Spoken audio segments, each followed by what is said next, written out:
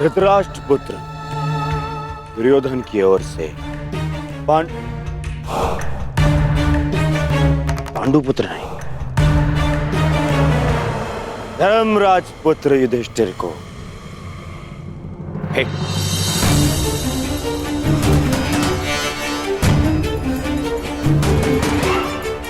धृतराष्ट्र पुत्र दुर्योधन की ओर से पवन पुत्र भीम को सह प्रेम भेंट स्वीकार करें।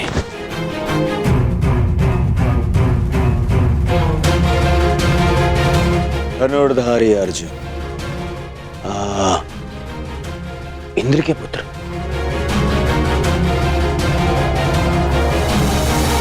गुरुवंशी धृतराष्ट्र के पुत्र दुर्योधन की ओर से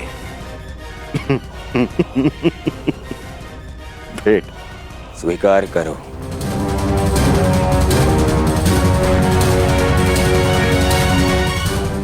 अश्विनी कुमार के पुत्रों को धृतराष्ट्र पुत्र दुर्योधन की ओर से भेंट।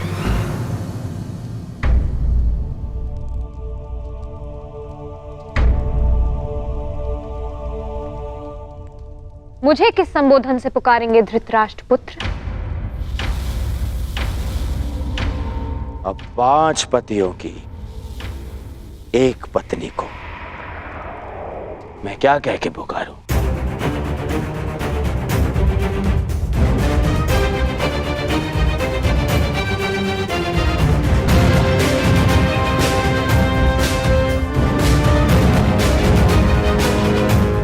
फिर भी तुम्हारा जन्म यज्ञ की अग्नि से हुआ है तो तुम्हें यज्ञ पुत्री कह सकता हूं। बात यदि उद्गम की है तो आपके जन्म के सत्य से भी सभी परिचित हैं। घटपुत्र।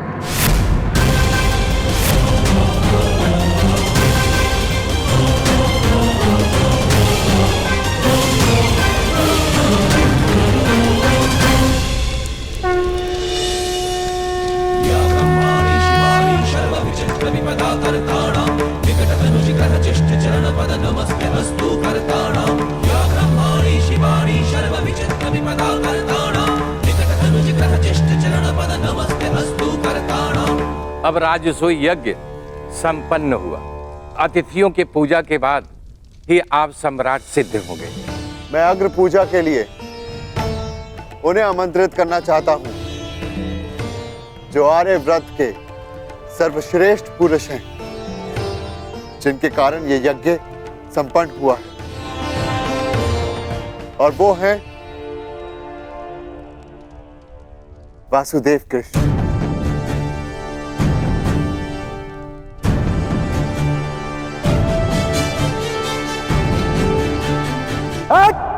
रुक!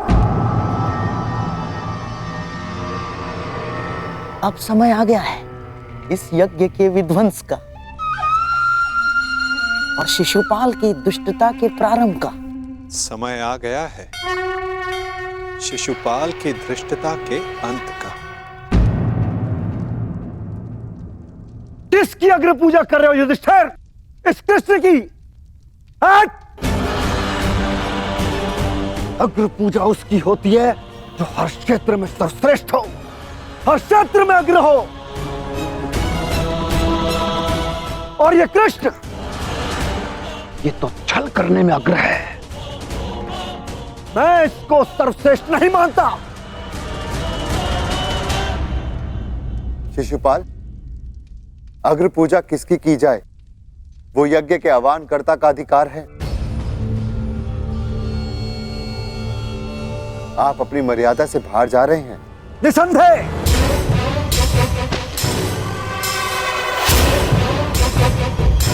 मर्यादा की बात मत करना युधिष्ठिर,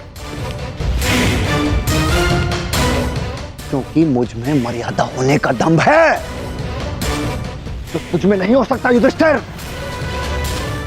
और दम्भ हो भी तो किस बात का? 5 पिताओं के पुत्र को कुल का दम्भ हो भी नहीं सकता। सावधान शिशुपाल, चिल्ला मत भीम। इस बार चिल्लाने से कुछ नहीं होगा, सत्य ही कह रहा हूं।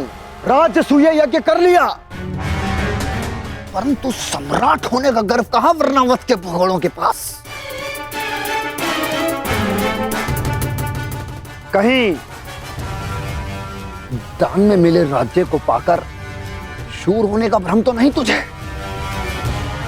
जरासंध को छल से मारने के पश्चात स्वयं को न्यायशील कहने का साहस भी नहीं।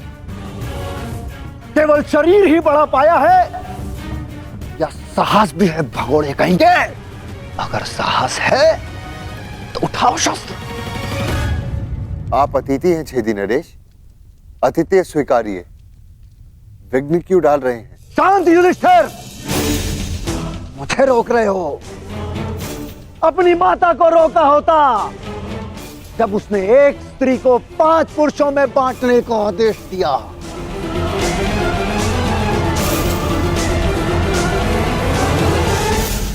स्त्रियों का सम्मान करना सीखो शिशुपाल। ये मत भूलो कि तुम भी एक नारी की कोख से जन्मे हो।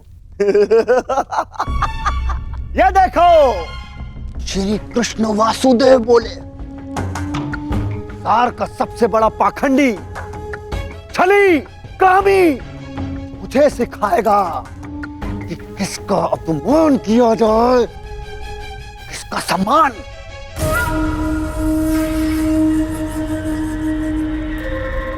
अग्र पूजा की कामना रखने वाले,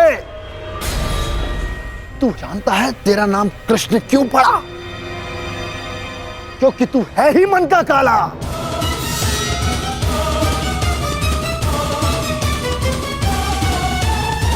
तेरे माता पिता ने तुझे जन्म देते ही इसलिए त्याग कर मथुरा से गोकुल पहुंचाया क्योंकि तेरे पांव देखते ही भाप गए थे कि तू कुलनाशक सिद्ध होगा।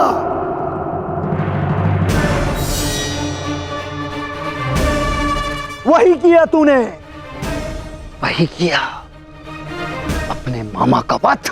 जीभा और अश्व की गति एक समान होती है शिशुपाल। यदि उसके रास को कसकर ना रखा जाए तो अश्व अपने सवार को गिरा देता है और जीभा बोलने वाले को।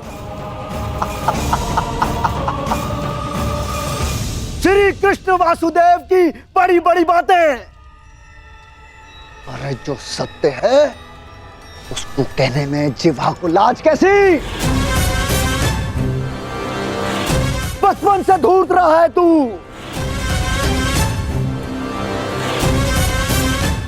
सब जानते हैं माखन स्वयं चुराता और आरोप अपने मित्रों पर लगा देता। धूर्त मुझे कहता है कि जीवा पर रास कसूं। तूने जो वृंदावन में रास रचा है वो संसार जानता है। कामी है तू, कामी। प्रेम का झांसा देकर जो स्त्रियों को ताड़ता रहा वो मुझे स्त्रियों का सम्मान करना सिखा रहा है। क्या क्या नहीं किया तूने? स्नान करती स्त्रियों के वस्त्र तूने चुराए।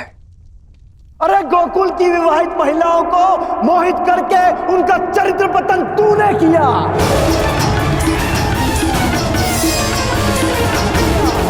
मैं सावधान करता हूं तुम्हें, मेरे धैर्य की परीक्षा ना लो शिशुपाल। अपनी सीमा में रहो।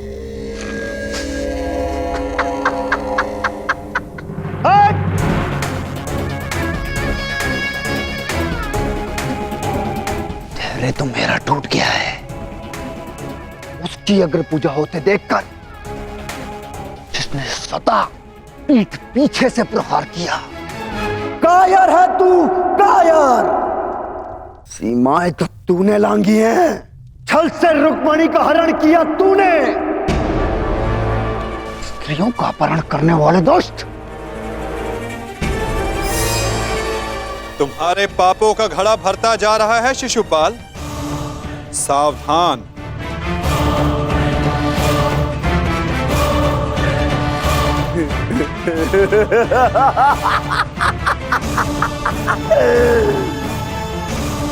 क्या करेगा तू? युद्ध करेगा मुझसे जैसे जरासंध से किया। रण छोड़। अरे युद्ध भूमि छोड़कर भागने वाला कायर है ये, रण छोड़ है, दुष्ट है ये। क्या करेगा तेरे ये दास पांडव? इनके द्वारा तो मुझे भी मरवा देगा। कुलनाशक है तू, और तुझे अग्निपूजा का सम्मान चाहिए। थू। बस शिशुपाल!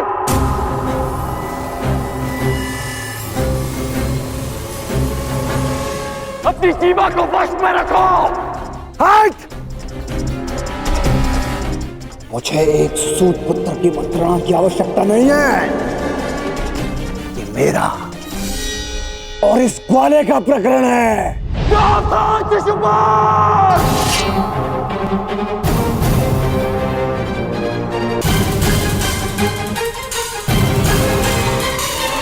नहीं अंगराज, रुक जाओ। निकाल देने दो छेदी नरेश को अपने मन का मैल। इनका नाश करने के लिए अपना बाण व्यर्थ मत करो। इनकी जीभा स्वयं इनके नाश का कारण बन जाए।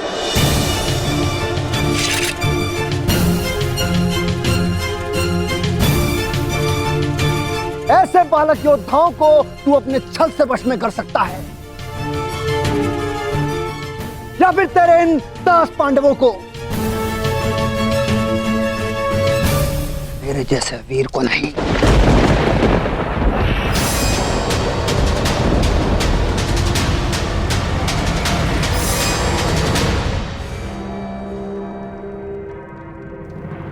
ममुश्री, इस कृष्ण ने विषय को अपनी ओर मोड़ लिया है।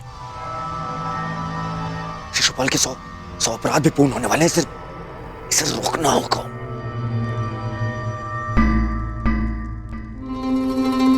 शिशुपाल, ठहरो।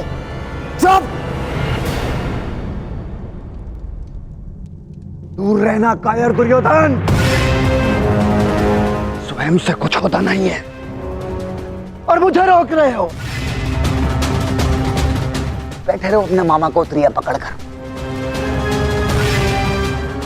आज इस स्त्री के मान का पाखंड करने वाले को उसका उचित स्थान दिखाकर रहूंगा मैं।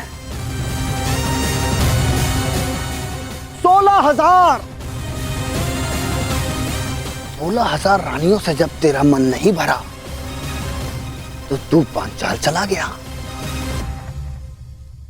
तेरा और इस पांचाली का क्या संबंध है? किसी से छिपा नहीं है।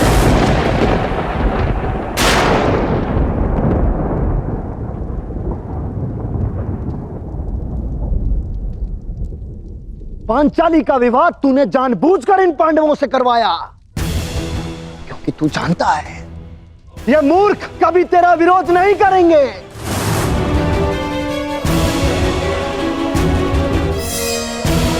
सखा सखी, सखा सखी की संबंध की आड़ में क्या रासलीला रचा रहा है तू, ये मैं भली भांति जानता हूं।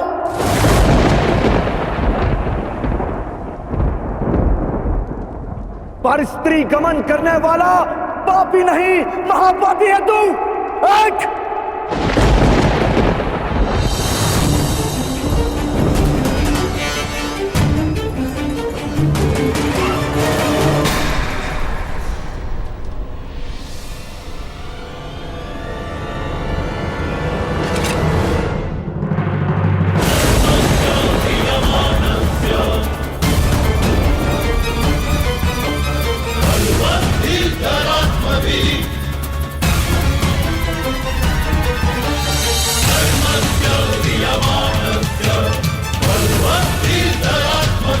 तुम्हारे पापों की सीमा समाप्त हुई और मेरी सहनशीलता भी।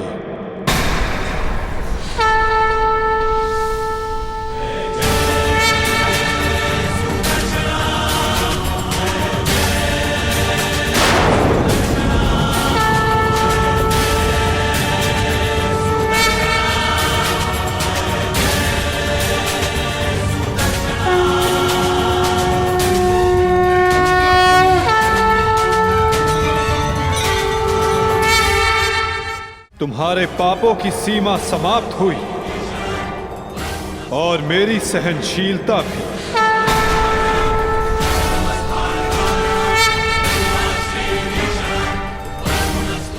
शिशुपाल, तुम्हें जो वरदान मिला उसे पाकर तुम अमर भी हो सकते थे।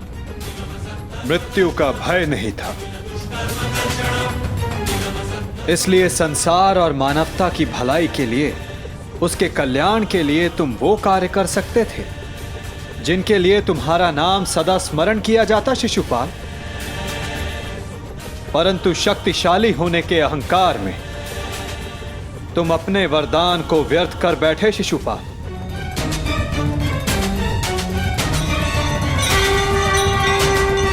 तुमने किसी का प्रेम नहीं लिया शिशुपाल, केवल श्राप लिया। अब देखो, तुम्हारा अंत, तुम्हारी मृत्यु तुम्हारे समक्ष है।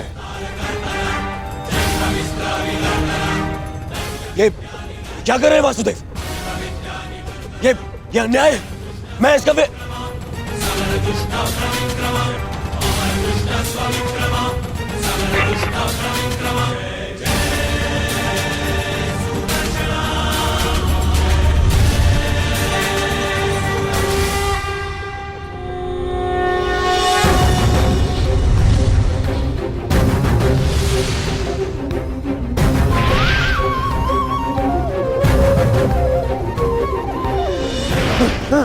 दुर्योधन बचा लीजिए।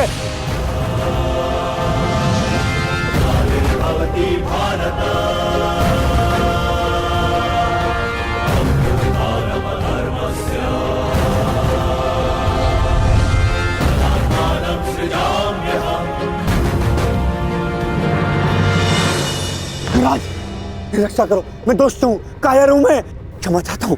मेरी रक्षा करो। नहीं, तुम केवल एक अपराधी हो जिसे बार बार सावधान करने के पश्चात भी वो नहीं माना। तुमने न केवल एक अतिथि की मर्यादा भंग की, अपितु एक स्त्री के सम्मान पर भी प्रहार किया। तुम्हारी सहायता करना एक अपराध है जो मैं नहीं करूंगा।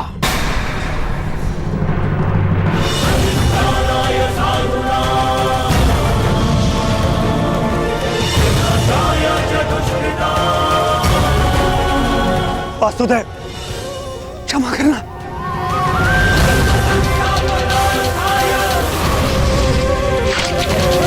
शिशुपाल,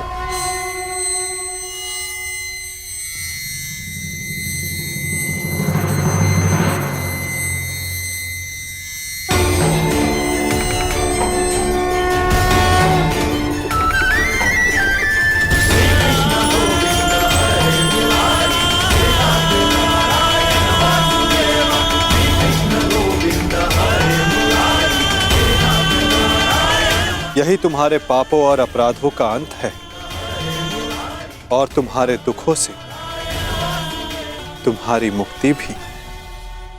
अनर्थ हो गया वासुदेव, अनर्थ। जिस अतिथि के केवल अपमान से यज्ञ भंग हो जाता है, वहां उसका वध कर दिया आपने। मेरे भांजे युधिष्ठिर का यज्ञ भंग कर दिया आपने। अनर्थ हो गया वासुदेव, अनर्थ। मेरे भांजे युधिष्ठिर को सम्राट बनने से रोक दिया आपने। इस इंद्रप्रस्थ को शापित कर दिया।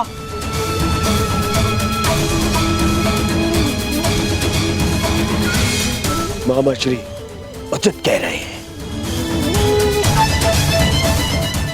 ये यज्ञ भंग हो गया। नहीं दुर्योधन, प्रथम आतिथ्य ने अतिथि का वध नहीं किया। दूसरा, अतिथि अपनी सीमा और मर्यादा का उल्लंघन बार बार समझाने के पश्चात भी कर रहा था।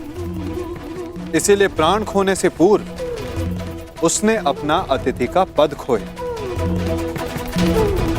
तीसरा, उसने अपराध किया जिसका उसे दंड मिला, और चौथा, जहां अपराधी को मुक्ति मिले वो स्थान श्रापित नहीं, सम्मानित होता है दुर्योधन।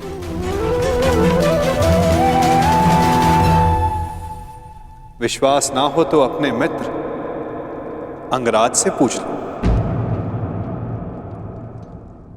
वासुदेव ठीक कह रहे हैं मित्र।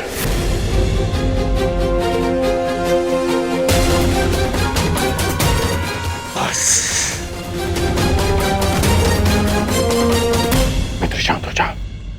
इस समय तुमने कुछ कहा या किया वो तुम्हारे विरुद्ध जाएगा। मित्र, तुम हस्तिनापुर के प्रतिनिधि हो। तुम्हारी एक भूल हस्तिनापुर का गौरव सदा के लिए नष्ट कर देगी। शांत हो जाओ मित्र। नहीं! मैं शांत नहीं रहूंगा। यहाँ एक अतिथि की मर्यादा को भंग किया गया है। अब मैं इस स्थल पर एक क्षण नहीं रुकूंगा।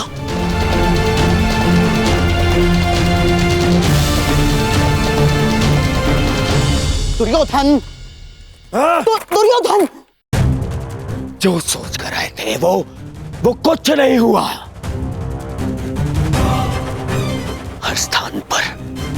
हर स्थान पर हमें छलने के लिए प्रयोजन किए गए। मुझे तो ये समझ में नहीं आता कि हम यहाँ आए हैं क्यों थे। चलिए मामाश्री। मित्र, मित्र, मामाश्री, इसे कहिए कि मेरे सामने ना आए। मित्र कहता है मुझे न्याय की बात कहकर उसी की बात का विरोध करता है ये। मैं तुम्हारा विरोध नहीं कर रहा हूं मित्र। मैं तो मेरी बात समझने की कोशिश कर। बास कान, अब एक और शब्द नहीं।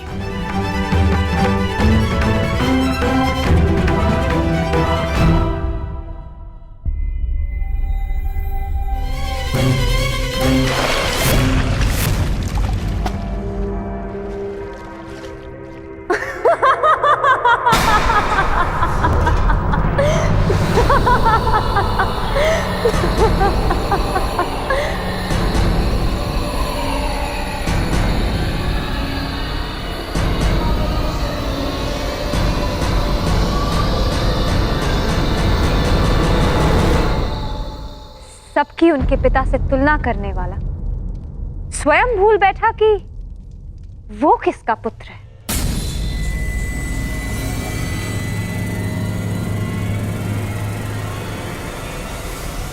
अंधे का पुत्र अंधा।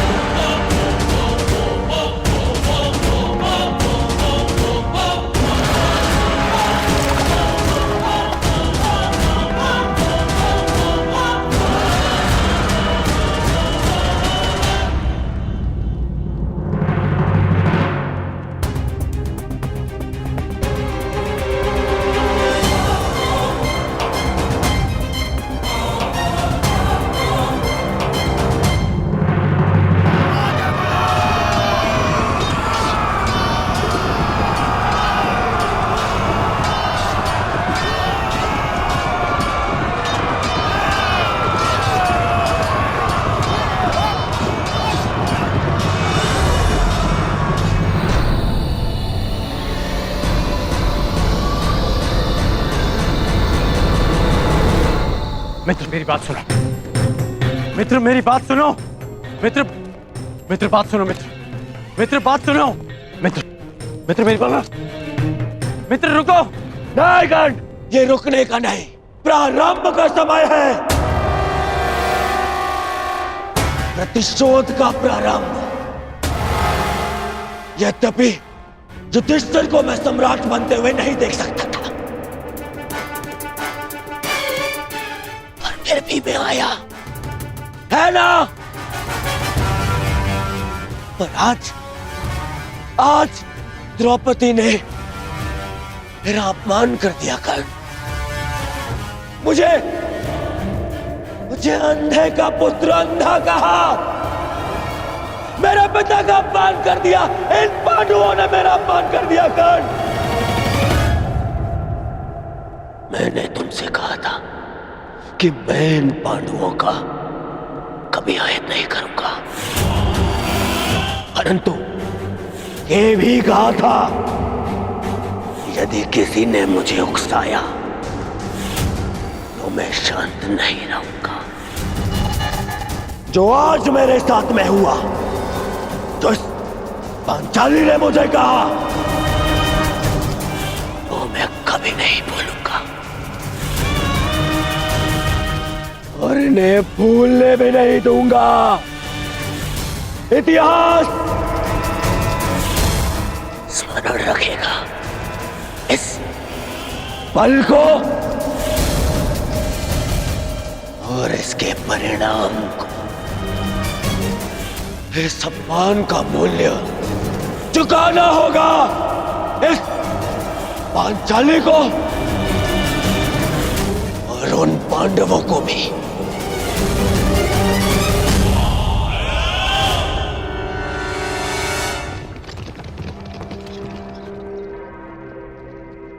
अंगराज,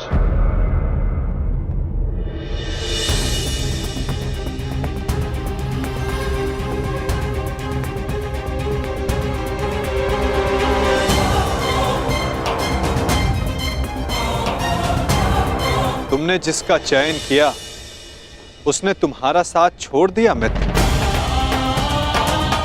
अब भी समय है, अंतिम अवसर है, उचित चयन कर लो मित्र। अपने चयन का अंतिम अवसर मैं रंगभूमि में छोड़ आया हूं वासुदेव, परंतु आपको किसी और को अपने कर्म और शब्दों के चयन के विषय में सावधान कर देना चाहिए था। आप ही ने कहा था ना केशव कि प्रत्येक कर्म के अपने परिणाम होते हैं, उसी भांति मुख से निकले प्रत्येक शब्द के भी अपने परिणाम होते हैं। और मुझे भय है कि पांचाली के शब्दों के परिणाम उचित नहीं होंगे। बड़ी बात।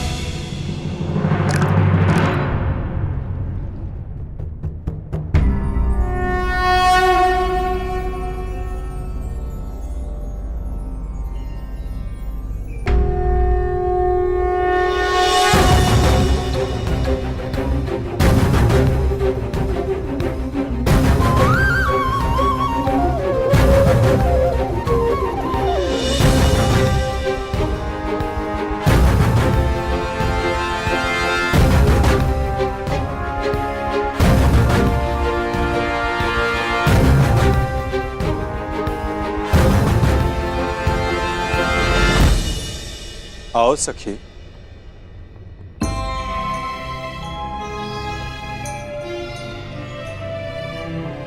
बिना मुझे देखे, बिना कुछ सुने आपने मुझे कैसे पहचान लिया सखा?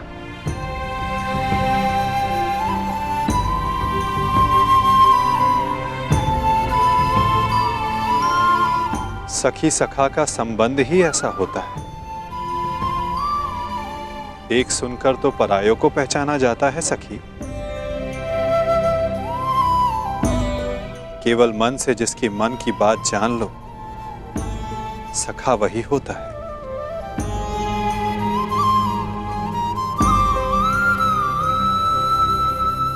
सखा, सखा आपके हाथ से तो अभी तक रक्त बह रहा है।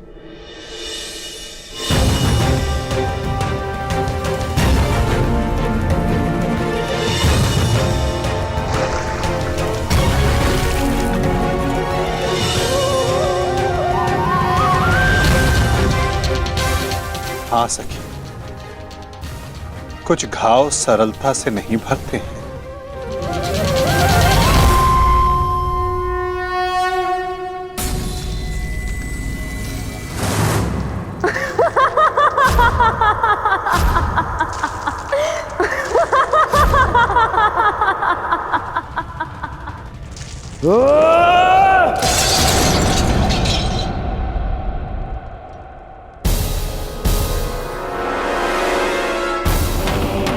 अंधे का पुत्र अंधा, अंधे का पुत्र अंधा,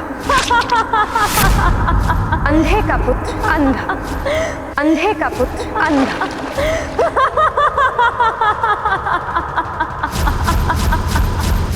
ये क्या कर रहे हो तुम? हट जाओ!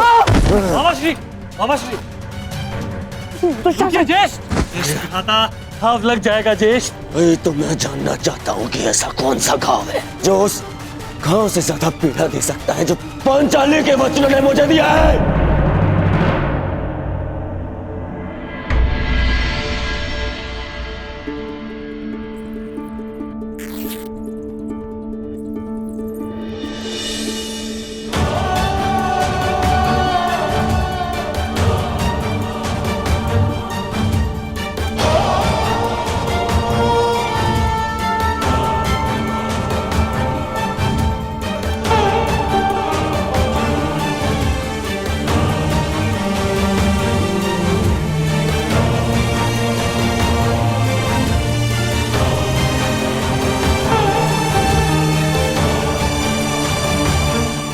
मैं जानती हूँ सखा कि आपने शिशुपाल का वध क्यों किया। इसलिए नहीं क्योंकि उसने आपका अपमान किया, परंतु इसलिए क्योंकि आपने मेरे अपमान का प्रतिशोध लिया।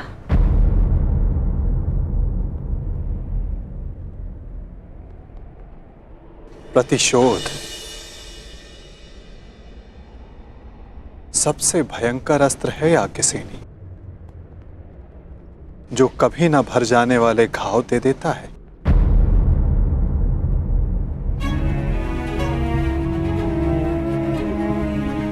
इसीलिए आवश्यक है कि प्रतिशोध से बचा जाए,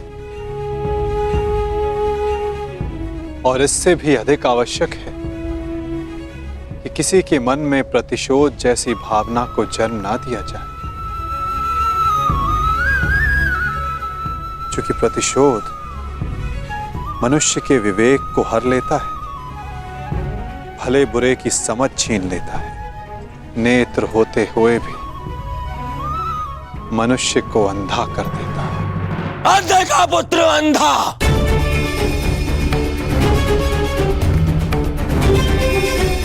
मेरे पिता का अपमान किया, मेरे, और मैं दुर्योधन इतना दुर्बल निकला कि ना मैं उस समय अपना प्रतिशोध ले पाया और ना अब लेने के सक्षम हूं। मामा, मुझे प्रतिशोध चाहिए, या तो मुझे प्रतिशोध दो मामा, या मुझे विष दे दो। ये तो उस पांचाली के विद्रोह से छीनकर उसकी मुख पर सदा के लिए पीड़ा भरता हूं।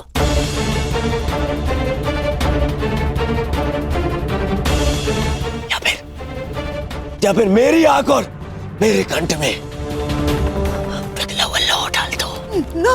हाँ, पिघला हुआ लौह डाल दो मामा, क्योंकि मैं केवल इसलिए प्रतिशोध नहीं ले सकता कि मैं सम्राट नहीं हूं, और मेरे पिता मुझे युद्ध की आज्ञा नहीं देंगे। और इस अग्नि में जलने से अच्छा होगा कि मैं अपने चिता में अग्नि लगाऊं और उसमें कूद जाऊं।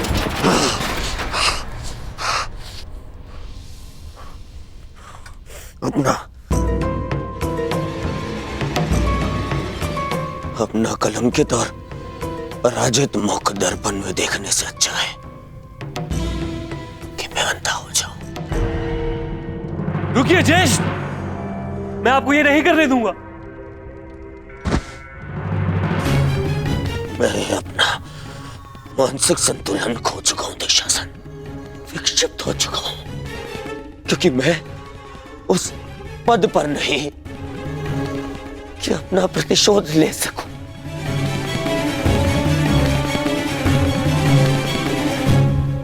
और मेरे पिता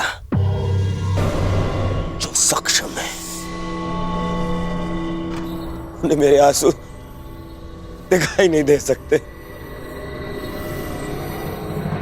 हे ईश्वर, यदि यही मेरा प्रारब्ध था तो मुझे भी जन्म लेते ही अंधा क्यों नहीं कर दिया तूने? क्यों?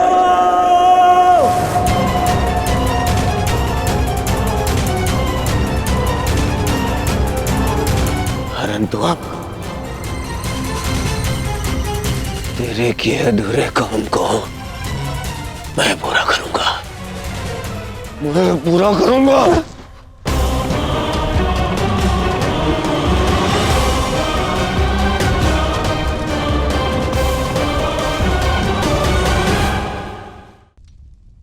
बस दुर्योधन, बस। मेरा दुर्भाग्य और मत बढ़ा।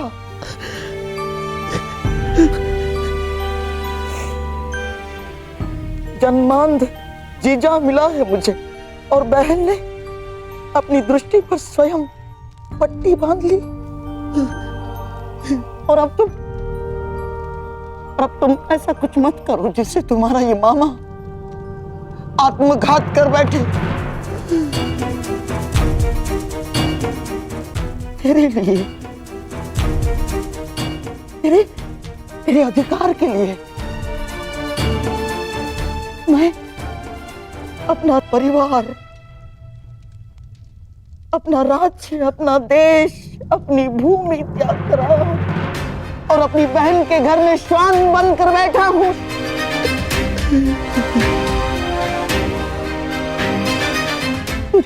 तुझे कुछ हो गया तो तेरे पास कुछ शेष नहीं बचेगा दुर्योधन, टूट जाऊंगा मैं।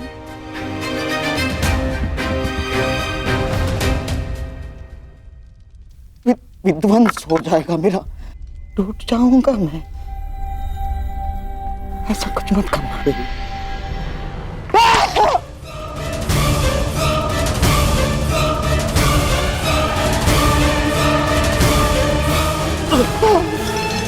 मामा, मामा, बरसों पहले मैं यहाँ आया था कि तुझे तेरा अधिकार दिला सकूं, मामा। उस अन्याय का त्राण कर सकूं जो गांधारी के साथ हुआ है।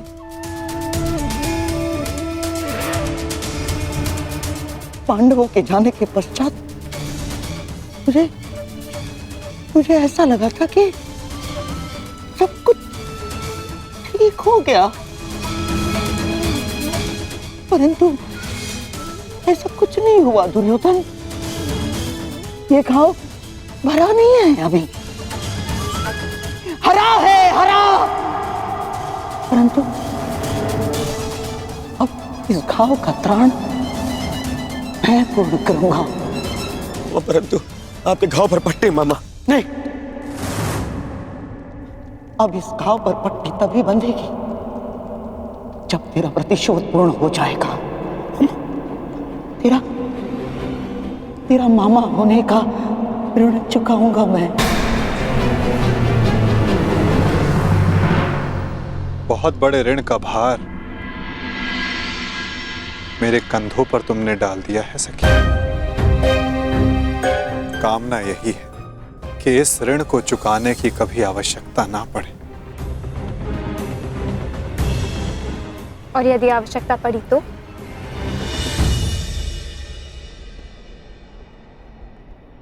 तो फिर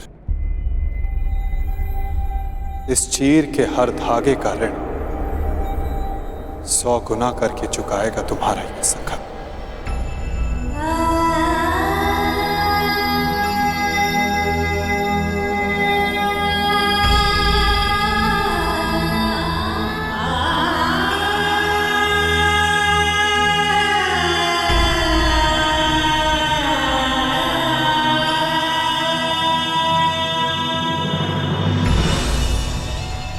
जिस पांचालिकी की अपमान के कारण मेरे दुर्योधन ने अंधा होना चाहा, उस पांचाली का ऐसा अपमान करूंगा जिसे देखकर सारा संसार अंधा हो जाना चाहेगा। उसने तुम्हारा उपहास किया है ना, तो मैं भी हरी सभा में उसे वस्त्रहीन कर दूंगा। ये मेरा वचन है तुम्हें दुर्योधन। उसने तुम्हें गाली दी है ना, उसके शरीर से एक एक वस्त्र खिंचवा लूंगा मैं, ताकि भरी सभा में पड़ती हजारों दृष्टियां उसे गाली जैसी लगे। भरी सभा में पांचाली कराएगी, चित्कार करेगी, और उसके ये चित्कार का त्राण उसके वो 5 महाबली पति भी नहीं कर पाएंगे। उस याज्ञ सेनी की ऐसी अवस्था करूंगा कि वो अग्निसूता अग्नि में प्रवेश करने की कामना करे। उस पांचाली का मान इस भांति छिन्न भिन्न कर दूंगा मैं कि संसार में कोई अपने पुत्री का नाम द्रौपदी नहीं रखेगा। ये मेरी प्रतिज्ञा है।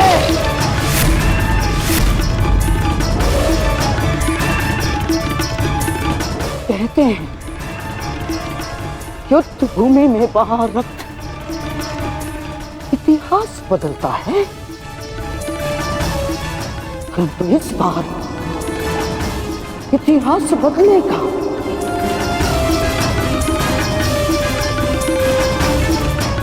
बिना रक्त बहाए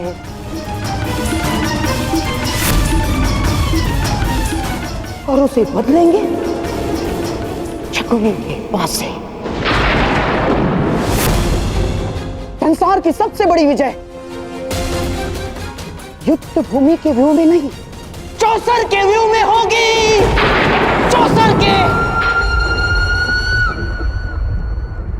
व्यू रचा जा चुका है सब।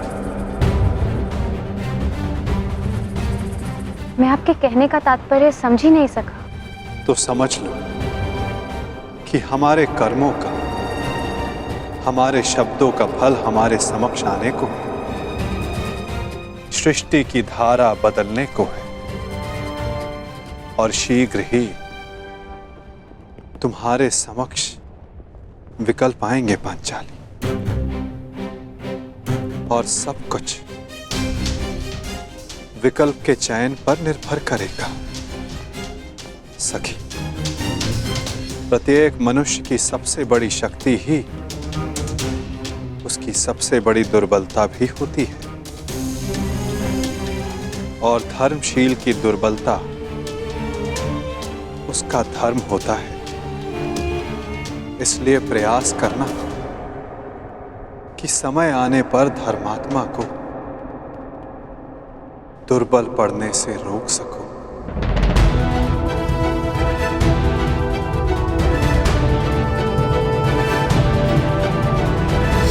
शकुनी और पुत्र दुर्योधन ने जिस प्रकार इंद्रप्रस्थ का वर्णन किया है, छाती फूल जाती है कि मेरे अनुज पांडु के पुत्रों ने इतने कम समय में इतनी उन्नति की है। एक ही समय में कुरु वंश के 2 सम्राट पूरे भारतवर्ष में राज करेंगे। ये सोचकर मन गर्व से भर उठता है।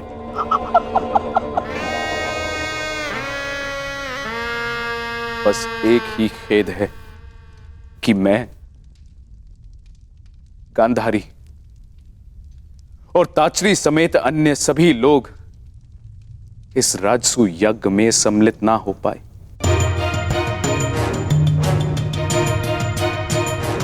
इसलिए मैंने निर्णय लिया है कि सभी पांडु पुत्रों को हस्तिनापुर में बुलाकर उनका सम्मान किया जाए।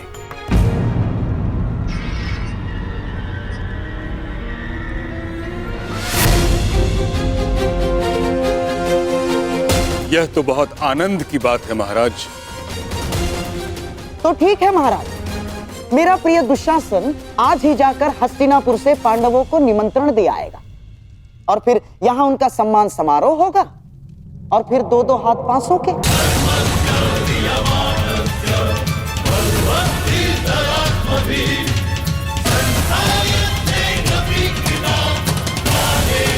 परंतु गांधार नरेश, सम्मान समारोह में युद्ध क्रीड़ा का क्या काम?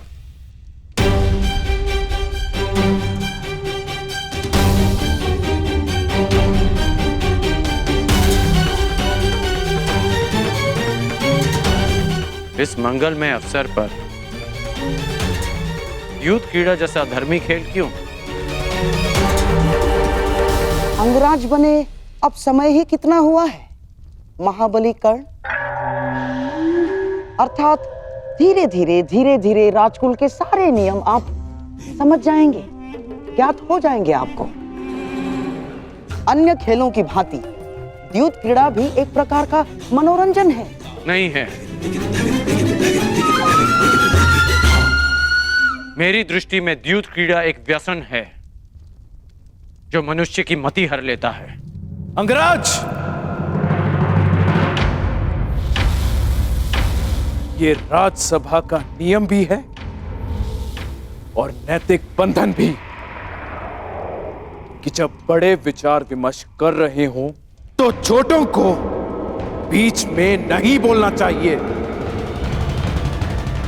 महाराज ठीक कहते हैं। और मेरे विषय में आपका क्या कहना है गांधार नरेश? मैं इस सभा में सबसे अधिक ज्येष्ठ हूं। मेरा मानना भी वही है जो अंगराज का।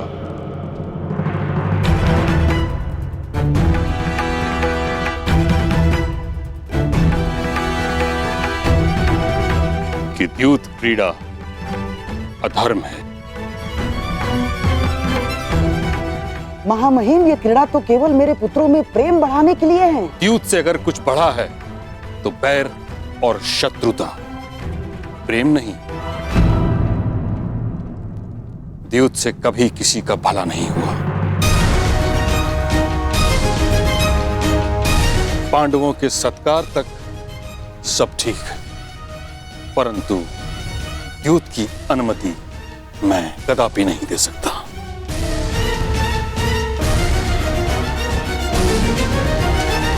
परंतु महामहिम, अतिथि का स्वागत और मनोरंजन उनकी रुचि के अनुसार ही तो होना चाहिए ना। अब महाबली भीम के लिए स्वादिष्ट भोजन की व्यवस्था होगी, देवी पांचाली के लिए वस्त्र आभूषण होंगे, नकुल और सहदेव के लिए आखेट और अश्वारोहण होगा, अर्जुन के लिए संगीत, परंतु धर्मराज के लिए क्या?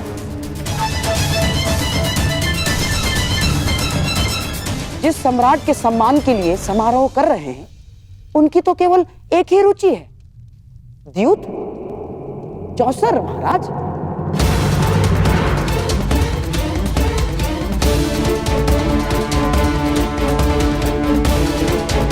और पुत्र दुशासन स्वयं वहां जाकर पांडवों को निमंत्रण दे आएगा।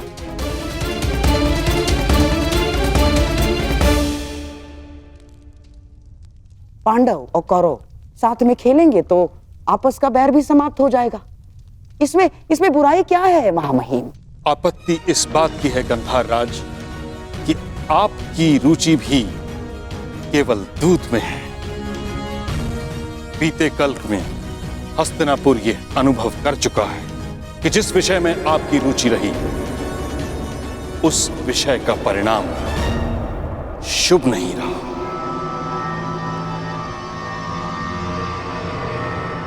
और दुशासन को दूत बनाकर भेजना मुझे एक और लक्ष्याग्रह का स्मरण करवा रहा है।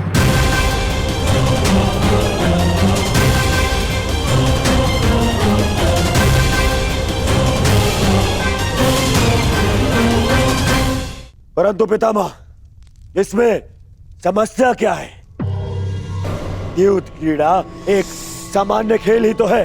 परंतु मेरा इतना विरोध होने के पश्चात भी द्यूत क्रीड़ा का इतना समर्थन असामान्य है दुर्योधन। बुराई ये है कि शास्त्रों में दूत को अधर्म कहा गया है।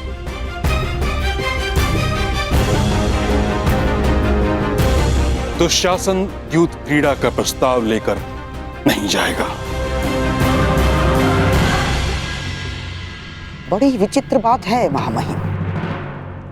एक भूल को क्या जीवन भर नहीं भूलेंगे आप? प्रायश्चित का एक अवसर नहीं देंगे? ठीक है, यदि आपको मेरा दुशासन को निमंत्रण लेकर भेजना षड्यंत्र लग रहा है तो आप धर्मात्मा विदुर को निमंत्रण लेके भेज सकते हैं।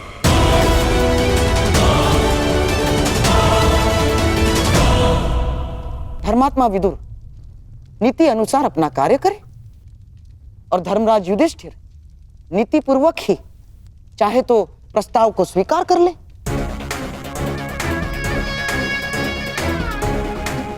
परंतु मामा श्री, क्या करें मेरे होने वाले सम्राट? देखो, हमारे मन में कोई मैल नहीं है, परंतु महामहिम भीष्म और तुम्हारे परम मित्र कर्ण को यह सिद्ध करने के लिए धर्मात्मा विदुर को यदि निमंत्रण लेके भेजा जाता है तो इसमें मुझे कोई आपत्ति नहीं है ना।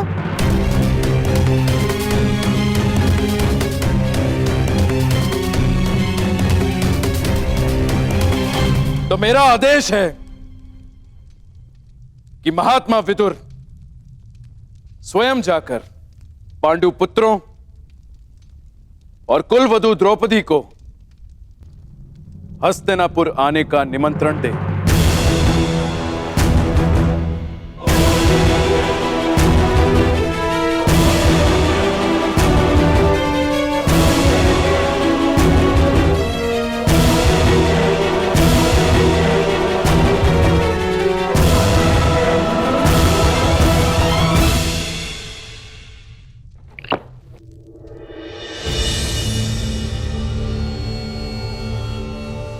मामाश्री, आपने स्वयं विदुर को वहां जाने को क्यों कहा?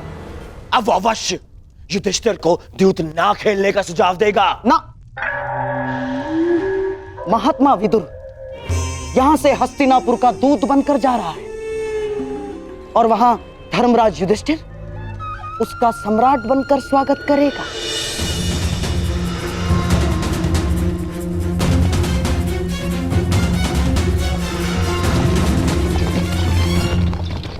विदुर और धर्मराज दोनों की एक ही समस्या है दुर्योधन। दोनों महाधर्मशाली है और उनका धर्म उनकी सबसे बड़ी दुर्बलता है और वही हमारे लिए शक्ति बनेगी। जाओ दुर्योधन, तुम पांडवों के स्वागत की तैयारी करो, क्योंकि विदुर इंद्रप्रस्थ के लिए प्रस्थान कर चुका है।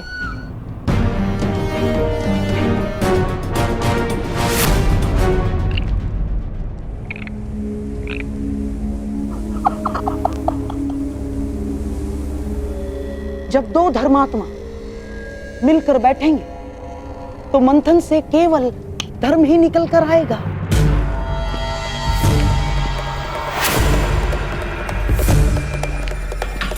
और सम्राट का धर्म उसे चौसर पर बिठाकर ही रहेगा।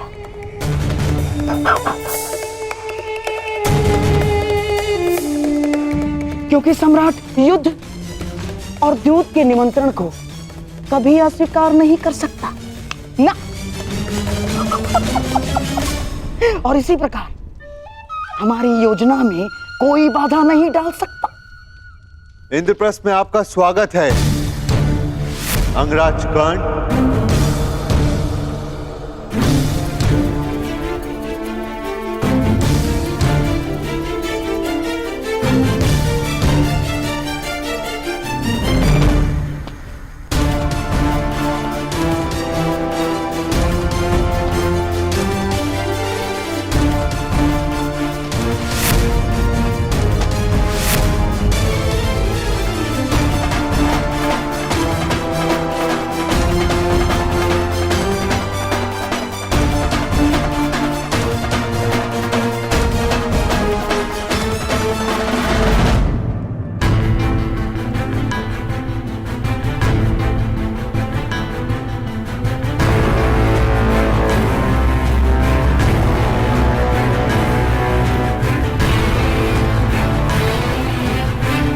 कहिए अंगराज, आपके यहाँ पधारने का उद्देश्य क्या है? मैं आपको सावधान करने आया हूं धर्मराज। शीघ्र ही हस्तिनापुर आपका आवाहन करने वाला है।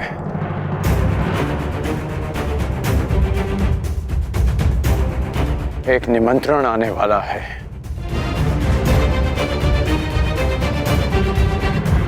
देखा भ्राताश्री, हमारी उन्नति ना देखी गई उस दुर्योधन से।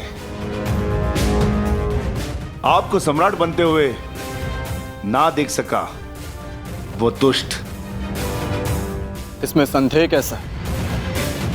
जिस भांति दुर्योधन यहां से क्रोधित होकर गया था, निस्संदेह उसने युद्ध का आह्वान किया होगा।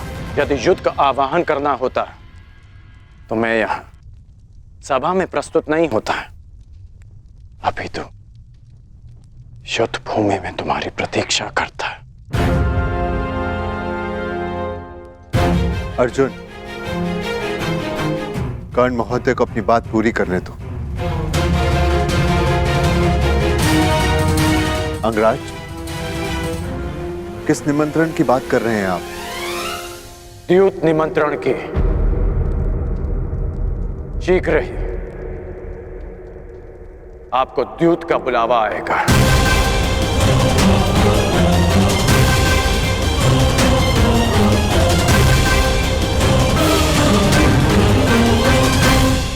मैं आपको सावधान करता हूं कि उस निमंत्रण को स्वीकार मत करना।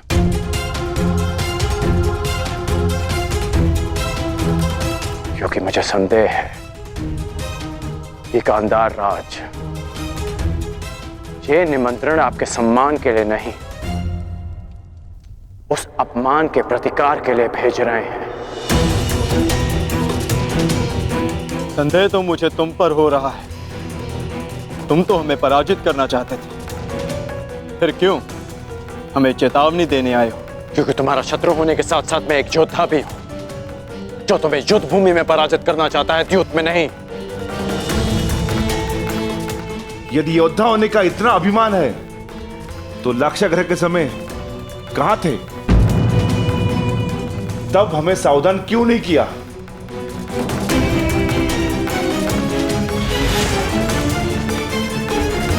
माता गुंजन!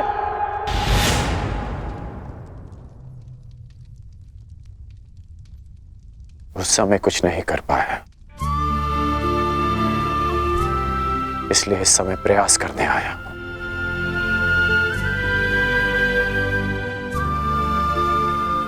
मेरा निवेदन मानिए,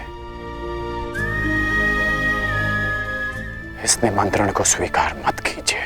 परंतु अंगराज, धर्म यह कहता है कि सम्राट युद्ध और द्यूत के निमंत्रण को अस्वीकार नहीं कर सकते।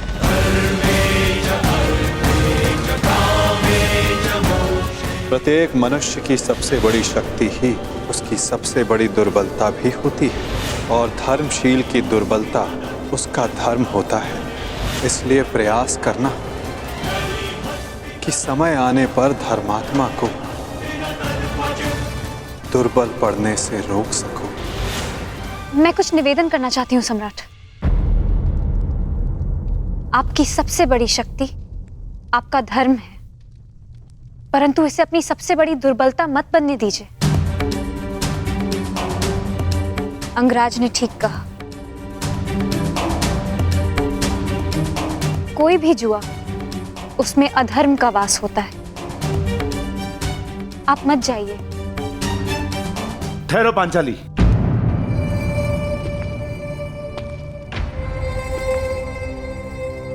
कर्ण ने तुम्हारी एक बार रक्षा की, इसका अर्थ यह नहीं कि हम इस पर विश्वास कर ले।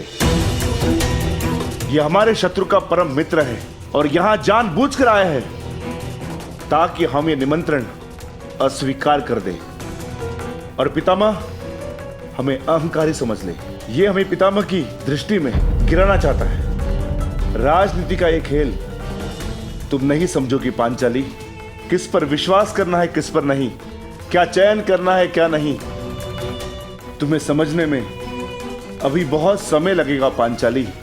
चयन कैसे करना है ये मैं भली भांति जानती हूँ महाबली। यदि मैंने कोई और विकल्प चुना होता तो आर्य अर्जुन के अतिरिक्त आप सभी इस समय सन्यासी होते।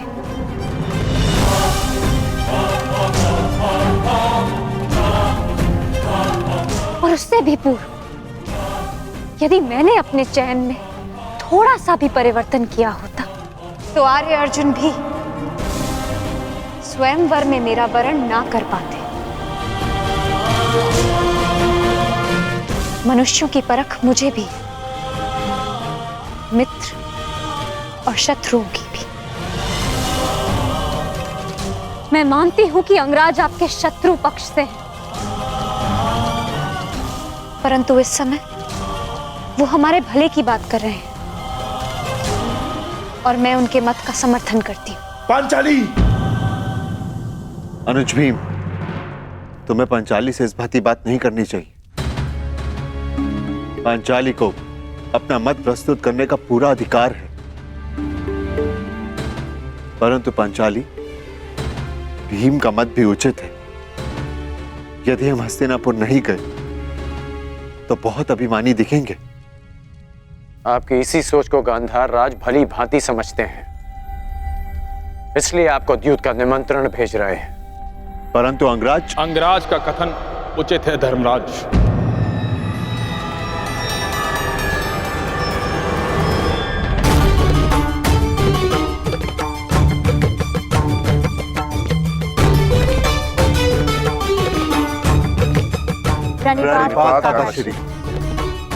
आयुष्मान भव। मैं वही निमंत्रण लेकर आया हूं जिसका वर्णन अंगराज कर रहे थे। मैं अंगराज का समर्थन करता हूं।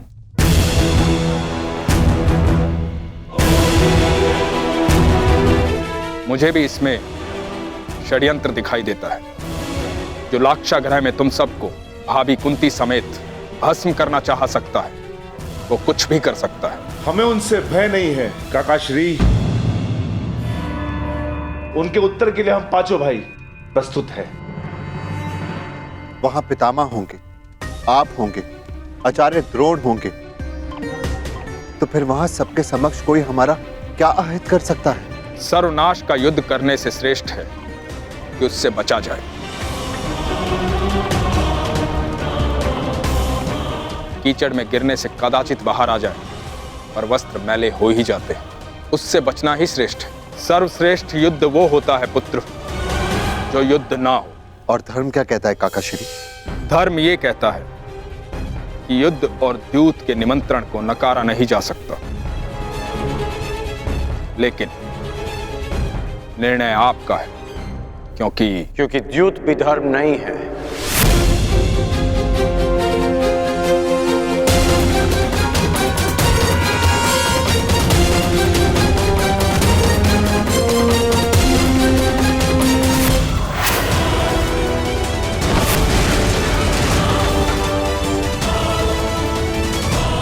क्या हुआ मामा श्री? आप इतने क्रोधित क्यों हैं?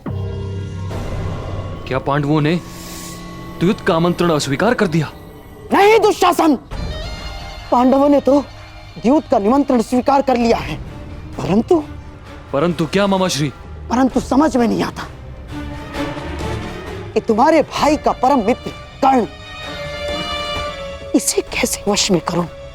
जानते हो दुशासन, वो विदुर से पहले इंद्रप्रस्थ पहुंच गया उस युधिष्ठिर को यह समझाने कि वो द्यूत का निमंत्रण अस्वीकार कर ले।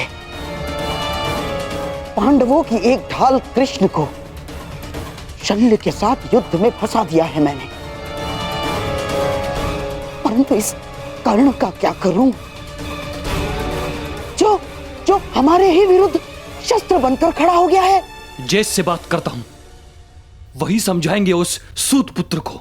नहीं दुशासन, नहीं ना।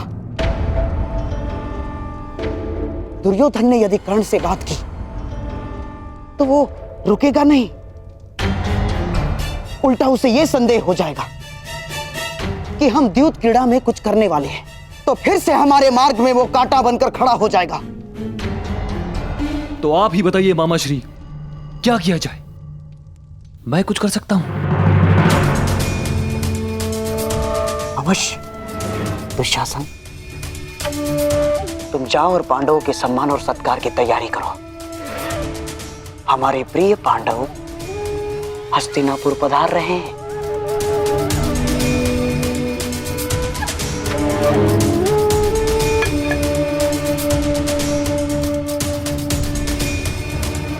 अब उस कर्ण नामक कांटे की औषधि अब मुझे ही ढूंढनी होगी।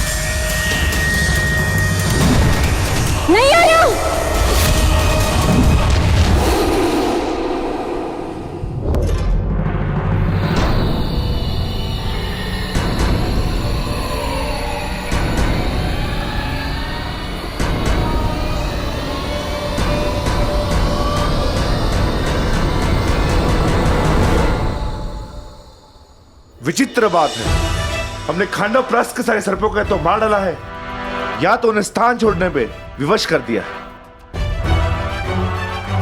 फिर न जाने कहां से आते हैं और हम पर आक्रमण करते हैं।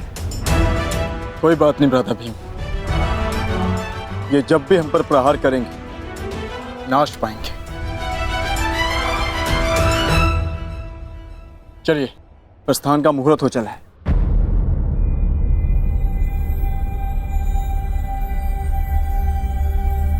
क्या हुआ पांचाली? अब तो सब कुशल है? नहीं आर्य अर्जुन, कुछ भी कुशल नहीं है। किसी भी शुभ कार्य के पूर्व सर्प हत्या बहुत ही बड़ा अपशगुन माना जाता है। मेरा मानना है कि हमें हस्तिनापुर की यात्रा टाल देनी चाहिए। जब तक हम पांच तुम्हारे साथ हैं, तुम्हें किसी भी बात से भयभीत होने की आवश्यकता नहीं है पांचाली। सब शुभ होगा। व्यू रचा जा चुका है सब। हमारे कर्मों का, हमारे शब्दों का फल हमारे समक्ष आने को।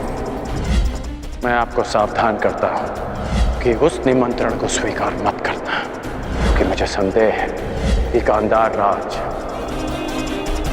ये निमंत्रण आपके सम्मान के लिए नहीं, उस अपमान के प्रतिकार के लिए भेज रहे हैं। चले प्रस्थान करें।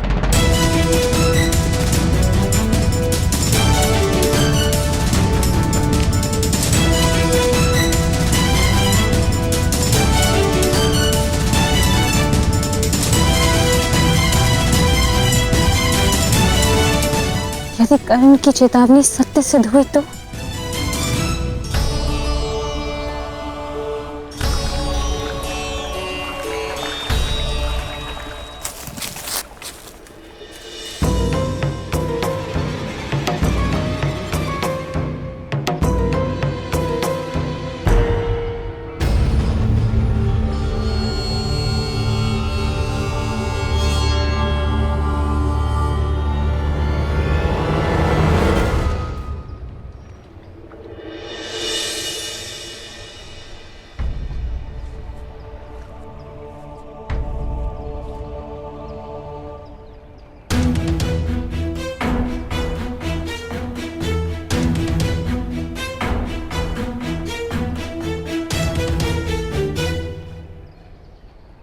मैं जा रही हूँ कर्ण, परंतु जिस प्रकार एक दीपक के बुझ जाने से प्रकाश नहीं मरता, एक फूल के मुरझा जाने से उपवन नहीं मरता, उसी प्रकार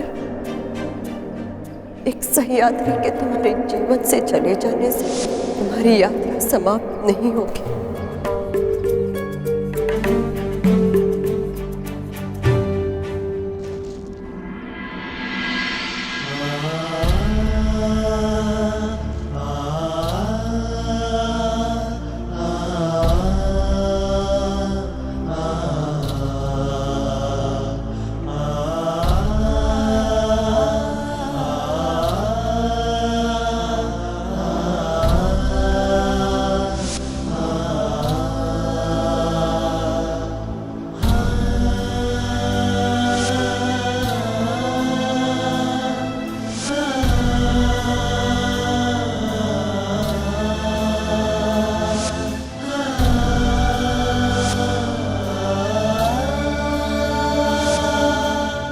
सूर्य को साक्षी रखकर वचन दो कर्ण कि तुम सुप्रिया से विवाह करोगे।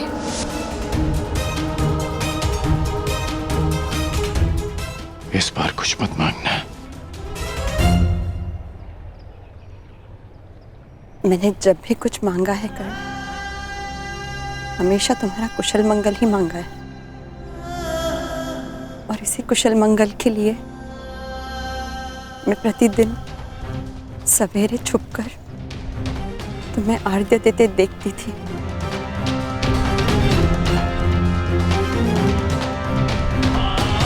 और संतुष्ट होकर लौट जाती थी कि आज भी तुम्हारे मुख पर वही तेज है और आंखों में वही परिवर्तन की चाह। तो आज क्यों आई? क्योंकि आज तुम्हारा मुख मलिन है कर्ण, और आंखों में चिंता। ऐसा क्या अंतर्द्वंद्व है जो तुम्हें सता रहा है? मेरा प्रिय दुशासन आज ही जाकर हस्तिनापुर से पांडवों को निमंत्रण दिया है, और फिर यहाँ उनका सम्मान समारोह होगा, और फिर दो दो हाथ पांचों के। पांडव युद्ध क्रीड़ा के लिए आने वाले हैं, और मुझे संदेह है कि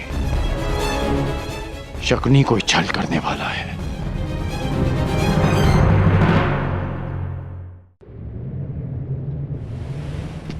मामाश्री, पांडव कुछ ही समय में हस्तिनापुर पहुंचने वाले हैं।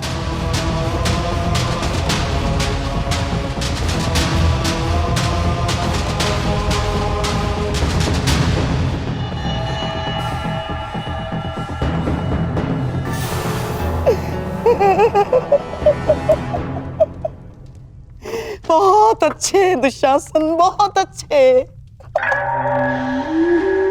कदाचित तुम नहीं जानते कि मैंने इस क्षण की कितनी प्रतीक्षा की है। परंतु मामाश्री, वो सूत पुत्र यदि द्वैत क्रीड़ा में उपस्थित हुआ तो? ना, वो सूतपुत्र कर्ण द्यूत क्रीड़ा में उपस्थित नहीं हो पाएगा ना। ना।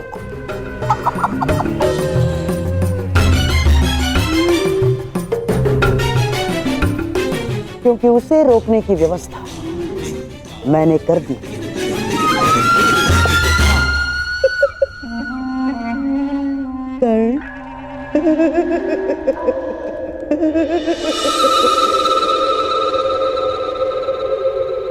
कैसा छल? जैसा वारणा व्रत में हुआ था। यद्यपि यहाँ महामहिम और आचार्य द्रोण उपस्थित होंगे, परंतु शकुनी के विषय में कुछ कहा नहीं जा सकता है। वो कुछ भी कर सकता है।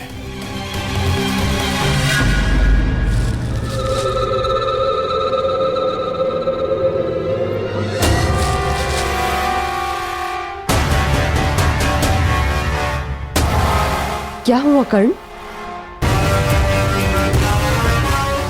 ऐसा लगा कि कोई है।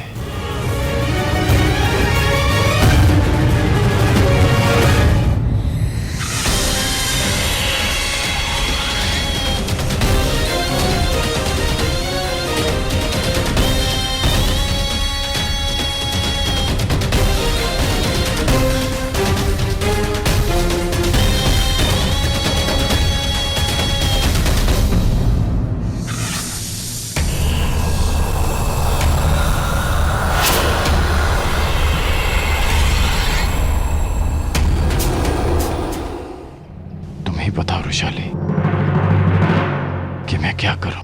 जो तुम्हारा लक्ष्य है, परिवर्तन, और परिवर्तन छल कपट से नहीं होता कर्ण, सत्य और साहस से होता है। और कभी कभी इसका प्रारंभ अपनों से, अपने मित्रों से भी होता है। और यदि तुम्हें लगता है कि तुम्हारा मित्र कोई अनुचित कार्य कर रहा है, तो तुम्हारा धर्म है उसे रोकना, क्योंकि यही परिवर्तन की मांग है।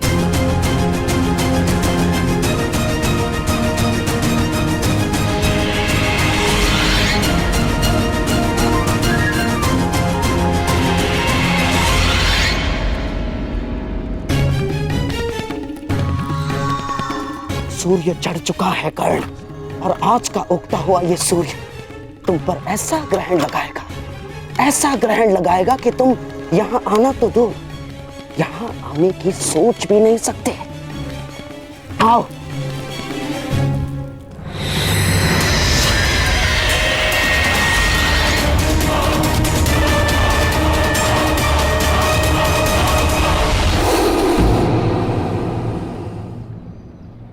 क्या हुआ?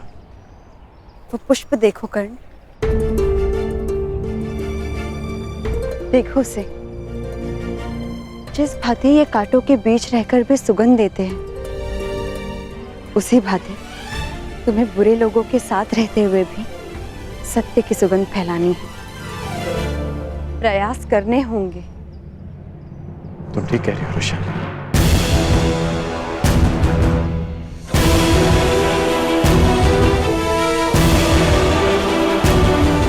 तो अब तुम क्या करो? वही जो तुमने कहा, प्रयास, परिवर्तन का, सत्य की विजय का।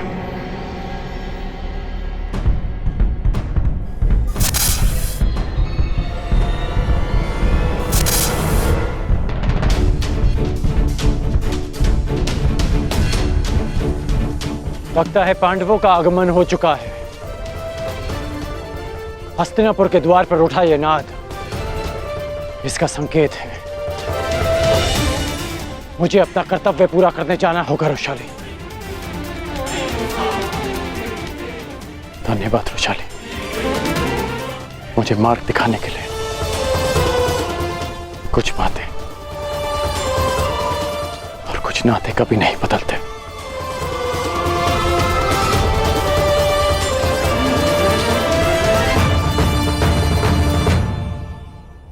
और कुछ बदल जाते हैं कर्ण।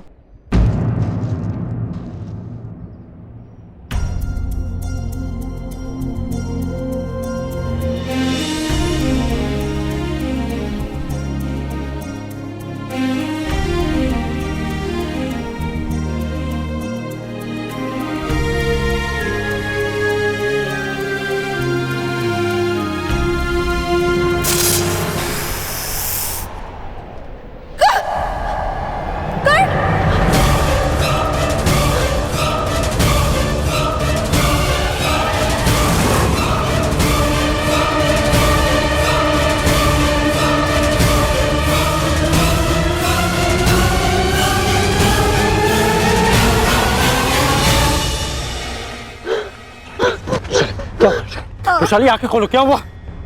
क्या हुआ?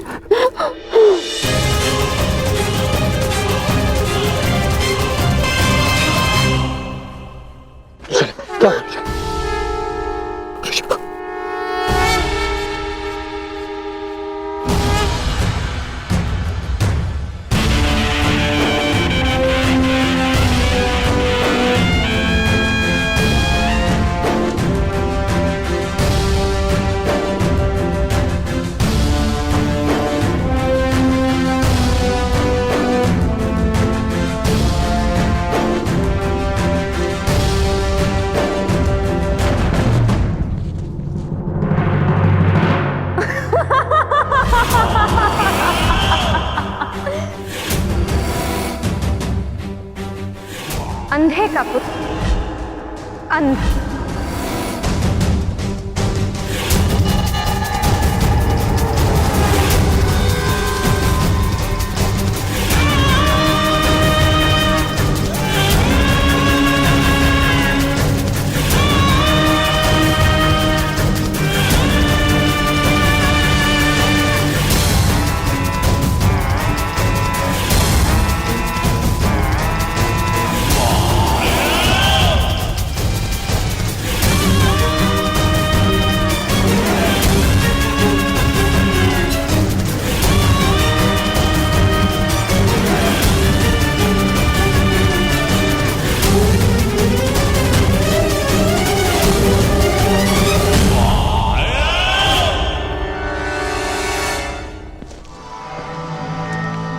सही समय और सही मुहूर्त मेरे होने वाले सम्राट।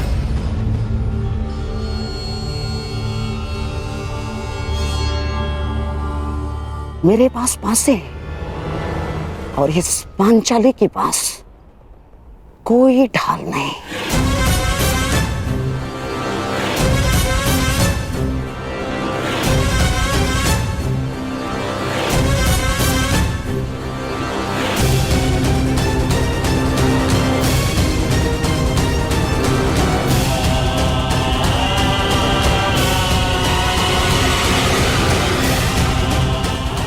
मेरे और तुम्हारे वस्त्र हरण के मध्य कर्ण नामक केवल एक ही बाधा शेष थी, उसे भी मैंने दूर कर दिया है पांचाली।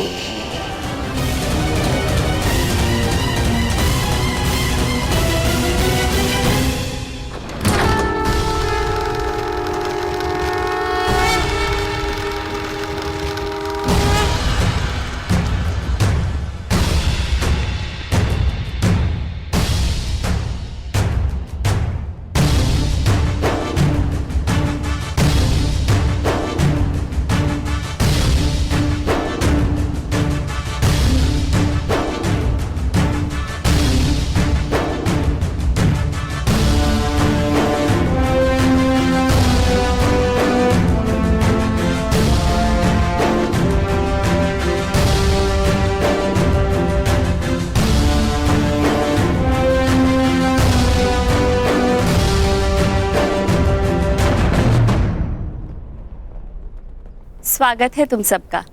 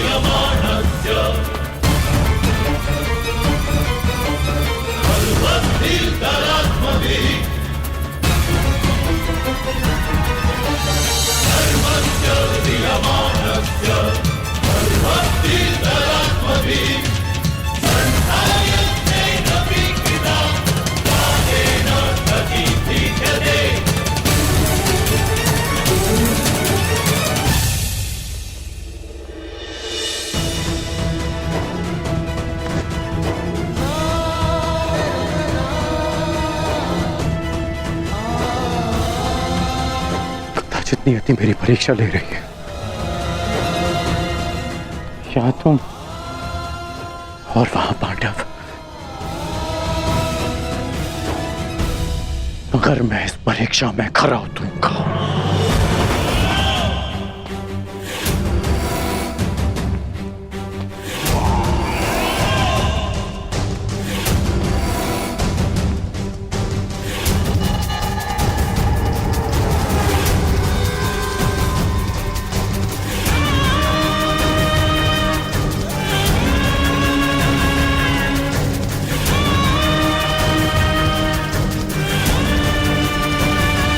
सम्राट, अन्य पांडव भ्राताओं और सम्राज्ञी द्रौपदी का हस्तिनापुर में स्वागत करता हूं मैं।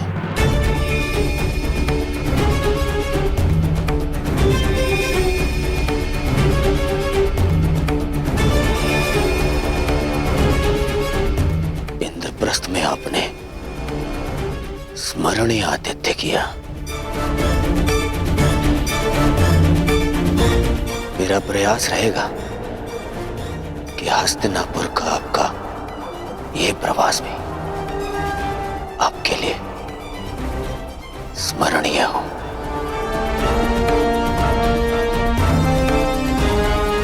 आशा है कि सम्राज्ञी को अपना स्वागत अपने गरिमा के अनुकूल लगाओ। यद्यपि ये आया महल नहीं है, परंतु सचेत रहिएगा, हर महल का अपना एक माया जाल होता है। वो जाल यहां भी हो सकता है।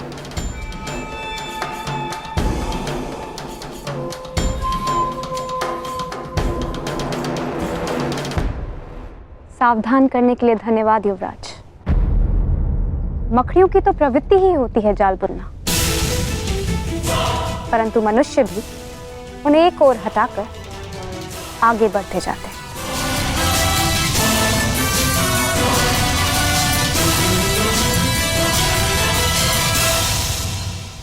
इतना गर्व, इतना अभिमान, देखते हैं इंद्रप्रस्थ जाते समय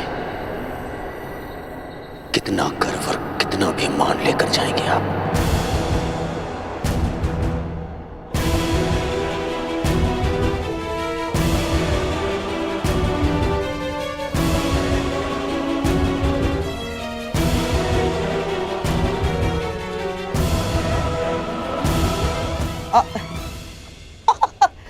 साम्राज्ञी, दुर्योधन के वचनों का तात्पर्य यह है कि आप लोगों के हस्तिनापुर की ओर से होने वाले स्वागत के कारण आपका गर्व और मान और भी बढ़ जाएगा। आपके स्वागत में ये उत्सव तो कुछ भी नहीं ना। भीतर चलिए, आश्चर्यचकित रह जाएंगे सारे के सारे। आइए आइए।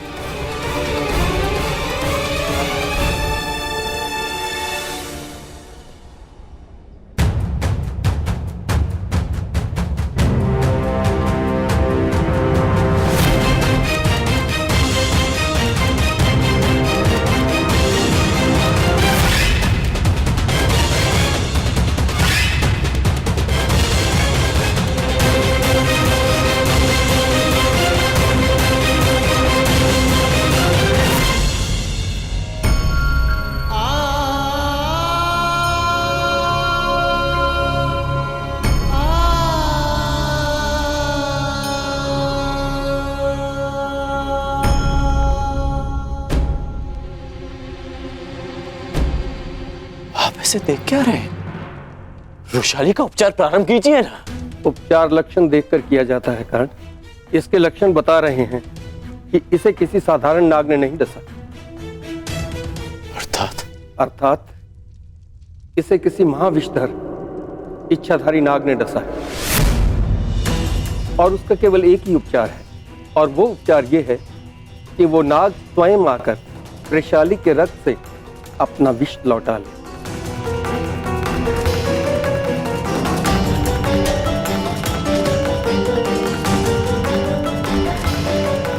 मैं 2 प्रहर तक वैशाली को जीवित रख सकता हूँ। तब तक उस नाग ने आकर अपना विष नहीं लौटाया तो मैं कुछ नहीं कर पाऊंगा। यदि ऐसा है तो आज उस इच्छाधारी नाग को अपनी इच्छा के विरुद्ध वैशाली का विष हरना होगा।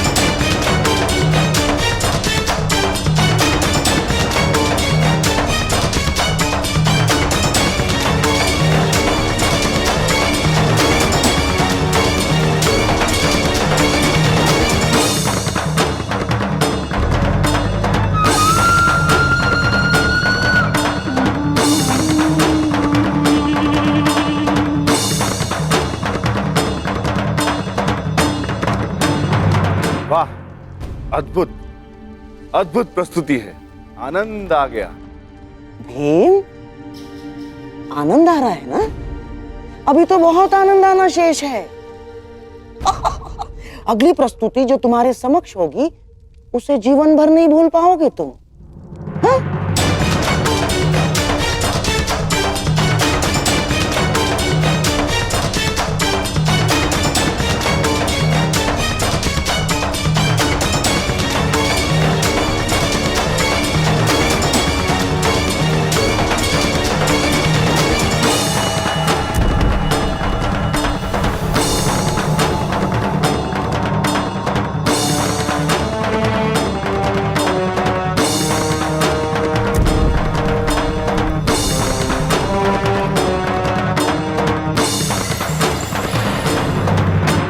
देखो पांचाली, आचार्य द्रोण भी यहाँ पधारे। सब कुछ कितना आनंददायी और मंगल में प्रतीत हो रहा है। तुम व्यर्थ में चिंतित हो रही हो। हस्तिनापुर हमारा घर है। आचार्य द्रोण, विदुर काका श्री और पितामह के रहते कुछ भी अनुचित नहीं होगा।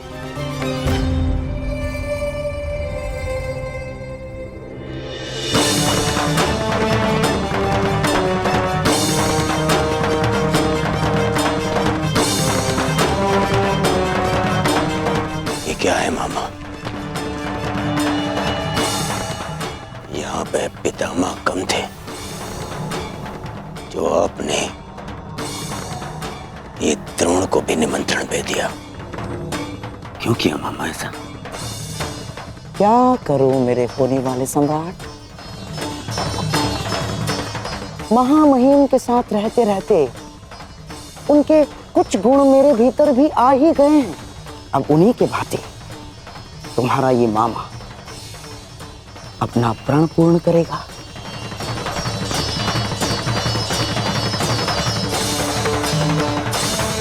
कुल वधु पांचाली का अपमान सारे कुल के समक्ष होगा। जितने भी पुण्यात्मा पांडवों के साथ रहे हैं आज तक, वो सब पांडवों का अपमान देखेंगे।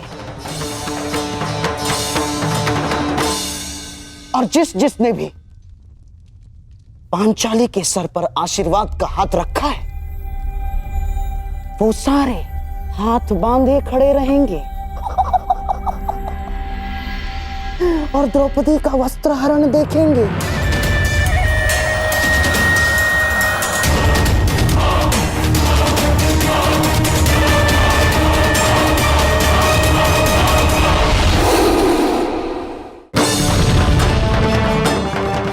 एक यज्ञ युधिष्ठिर ने किया था ना, तुम्हारा अपमान करने के लिए है? और एक यज्ञ करेगा तुम्हारा मामा, जिसमें हर एक मनुष्य के आत्मसम्मान की आहुति दी जाएगी, जिसने तुम्हारे साथ चाहे अनचाहे बुरा किया। ये द्यूत नहीं है दुर्योधन ना, ये महायज्ञ है तुम्हारे मामा का, जिस यज्ञ को कोई भंग नहीं कर सकता, क्योंकि इसको भंग करने वाला इस पूरी सभा में प्रस्तुत हो ही नहीं सकता।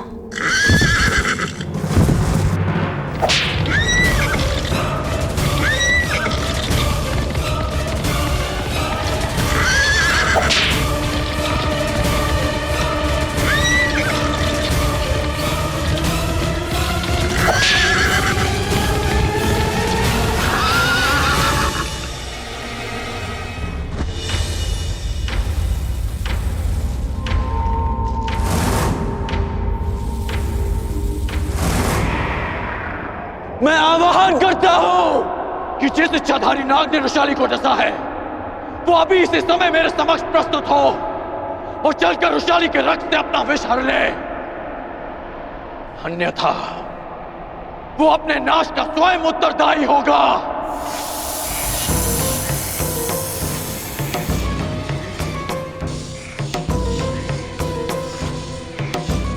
मैं अंतिम चेतावनी दे रहा हूं, अन्यथा स्वयं के साथ साथ वो अपने कुल के नाश का कारण भी स्वयं होगा।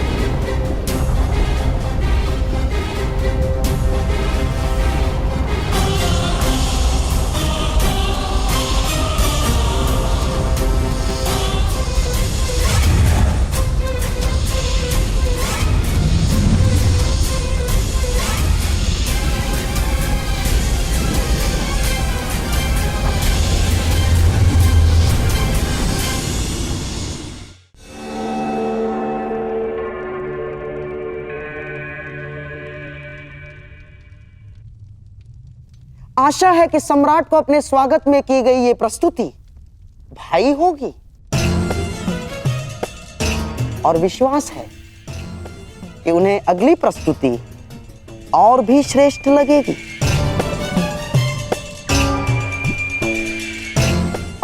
अब ना, अर्थात मेरे कहने का तात्पर्य यह है कि सम्राट के मनोरंजन के लिए द्यूत क्रीड़ा का प्रबंध हो गया है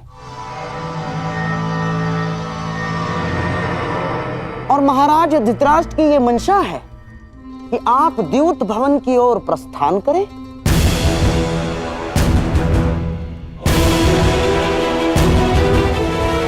व्यथित ना हो, सब शुभ होगा।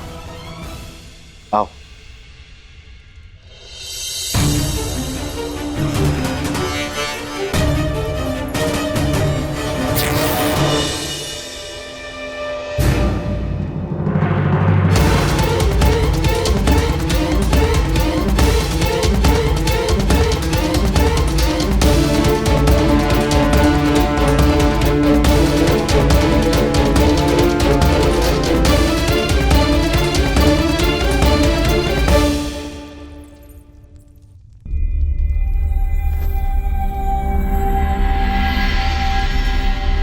ये क्या हो गया?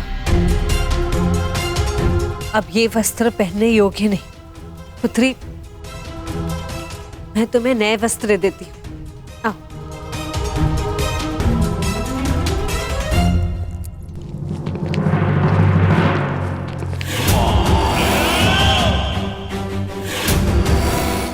आज जितने चाहे वस्त्र दे दो उसे, सब हार लिए जाएंगे। आज सभा में वस्त्रहीन की गई द्रौपदी भविष्य में वस्त्र पहनकर भी कभी किसी से दृष्टि नहीं मिला पाएंगी।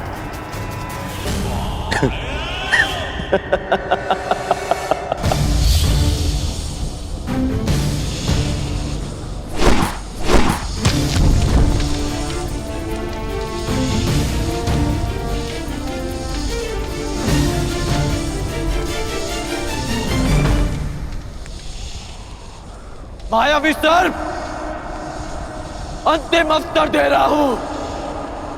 यदि तुम प्रस्तुत ना हुए तो मैं तुम्हारे सारे कुल की बलि चढ़ा दूंगा। संसार से सब जाति विलुप्त हो जाएगी।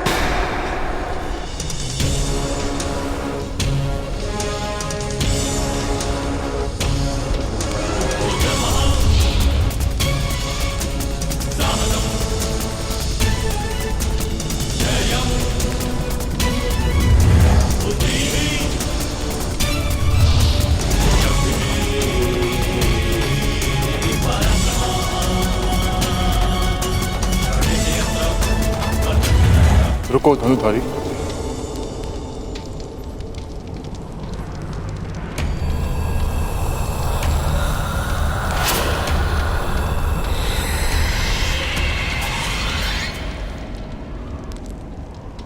मेरे किए का दंड मेरे कुल को क्यों दे रहे हो?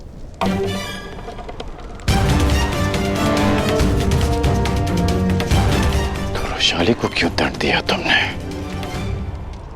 अपनों की सुरक्षा की बात आई तो हृदय कांप उठा। ये नहीं सोचा कि जिसे डसा उसके भी कुछ अपने हैं। अधिक समय शेष नहीं, मेरे साथ चलकर रुशाली के रक्त से अपना विष हर लो, अन्यथा अपनी आंखों के सामने अपने कुल का विनाश देखो।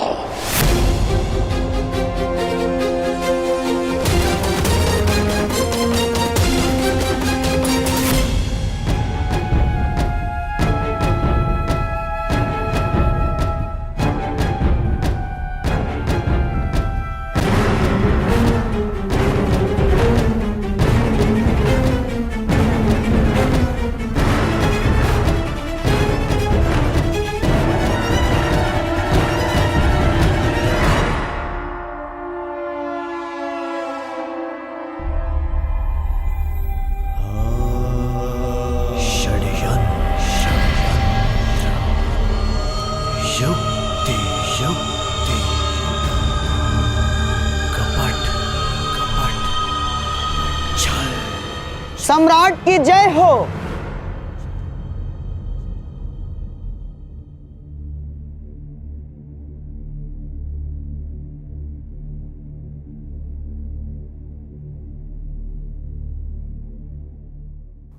हस्तिनापुर की ओर से मैं शकुनी आपका स्वागत करता हूं। सम्राट ने राजसूय यज्ञ में सारे आर्यव्रत का सत्कार किया। आज हम भाग्यशाली हैं कि इंद्रप्रस्थ के सम्राट युधिष्ठिर का सत्कार कर रहे हैं। हस्तिनापुर साक्षी बनेगा दो भाइयों के बीच खेले गए इस द्यूत का। इस सभा में उपस्थित प्रत्येक व्यक्ति इस भव्य सत्कार को कभी भूल नहीं पाए। तो प्रस्तुत है आज तक के इतिहास की सबसे बड़ी, सबसे रोमांचक, मनोरंजक द्यूत क्रीड़ा। ऐसा खेल ना इससे पूर्व कभी खेला गया है, ना कभी खेला जाएगा।